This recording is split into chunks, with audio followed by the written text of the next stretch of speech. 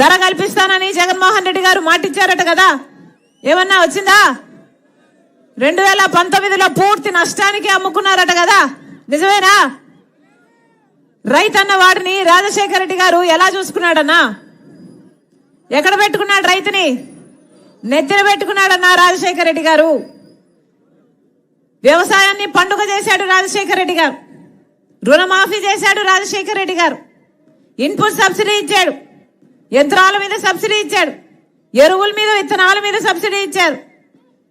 అంతేకాదు పంట నష్టపోతే అద్భుతంగా పంట నష్టపరిహారం ఇచ్చాడు, అద్భుతమైన పంట ధర ఇచ్చాడు. అందుకే కదా ఆ రోజు వ్యవసాయం పండుగ అయింది. మరి ఈరోజు జగన్మోహన్ రెడ్డి గారు ఆయన కొడుకు ముఖ్యమంత్రి అయ్యారు. ఇలాగే 5 సంవత్సరాల క్రితం మైకు పట్టుకుని జగన్మోహన్ రెడ్డి గారు ఏం మాట ఇచ్చారు? ప్రతి సంవత్సరము 3000 కోట్లతో ఒక ధర స్థిరీకరణ నిధి ఏర్పాటు చేస్తాను, దాంట్లో నుంచి మద్దతు ధర ఇస్తాను అని చెప్పాడు జగన్మోహన్ రెడ్డి గారు. 5 సంవత్సరాలు అయిందే, ఒక్క సంవత్సరం అయినా 3000 కోట్ల రూపాయలు రైతుల కోసం పక్కన పెట్టాడు అన్న జగన్మోహన్ రెడ్డి గారు.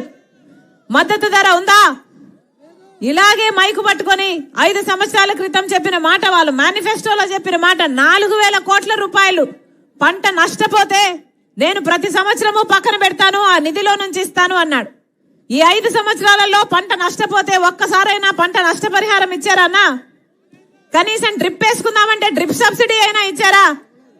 మరి రాజశేఖర రెడ్డి గారు రైతును నెత్తిన పెట్టుకుంటే మరి జగన్మోహన్ రెడ్డి గారు కాళ్ళ కింద వేశారు కదన్నా.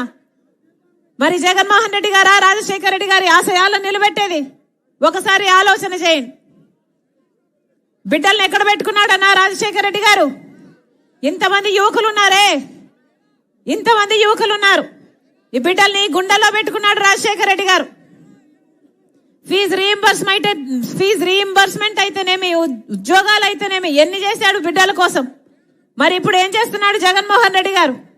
5 సంవత్సరాల క్రితం ఇలాగే మైకు పట్టుకుని జగన్మోహన్ రెడ్డి గారు చెప్పిన మాట, ప్రతి సంవత్సరము జాబ్ క్యాలెండర్ ఇస్తానన్నాడు.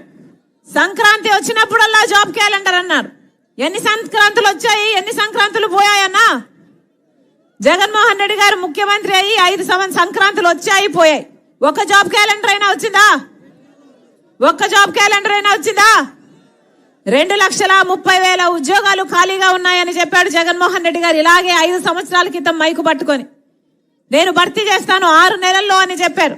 మరి ఈ రోజు 5 సంవత్సరాలు గడిచేపోయింది, ఇప్పటికీ కూడా 2,25,000 ఉద్యోగాలు ఇంకా ఖాళీగానే ఉన్నాయి.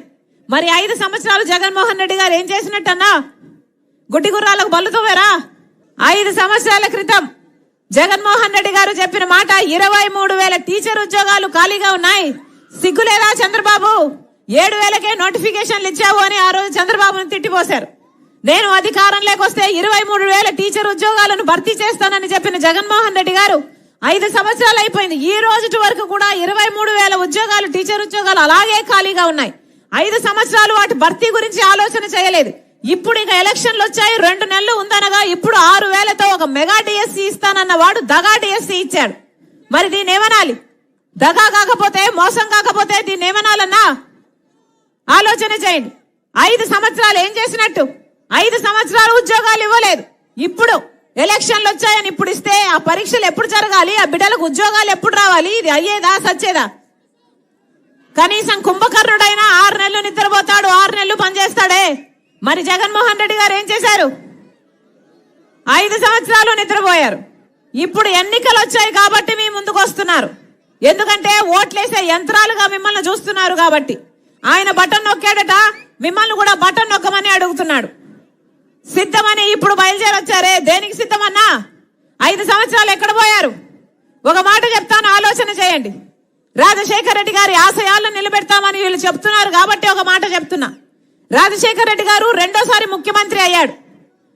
రెండోసారి ముఖ్యమంత్రి అయిన 2 నెలలకే నేను మళ్ళీ ప్రజల దగ్గరకు వెళ్ళాలి, రచ్చబండకు వెళ్ళాలి, ఇంకా ప్రజలకు ఏవో అందటం లేదు, అందుకే నేను ఎంత చేయగలిగితే అంత చేయాలి, ఇల్లు లేని వారికి ఇల్లులు ఇవ్వాలి, పెన్షన్ లేని వాళ్ళకి పెన్షన్ ఇవ్వాలి, ఫీజు రీయింబర్స్మెంట్ చేయాలి, నేను ఆరోగ్యశ్రీ చేయాలి అని 2 నెలలకే మళ్ళీ రచ్చబండాన్ని బయలుదేరి వెళ్ళి కదా అన్న హెలికాప్టర్ లో చచ్చిపోయాడు రాజశేఖర రెడ్డి గారు. ఆలోచన చేయండి. ముఖ్యమంత్రి అయ్యి 2 నెలలే అయింది. ఏం అవసరం అన్నా? మీరు ఓట్లేశారు, ఆయన గెలిచాడు.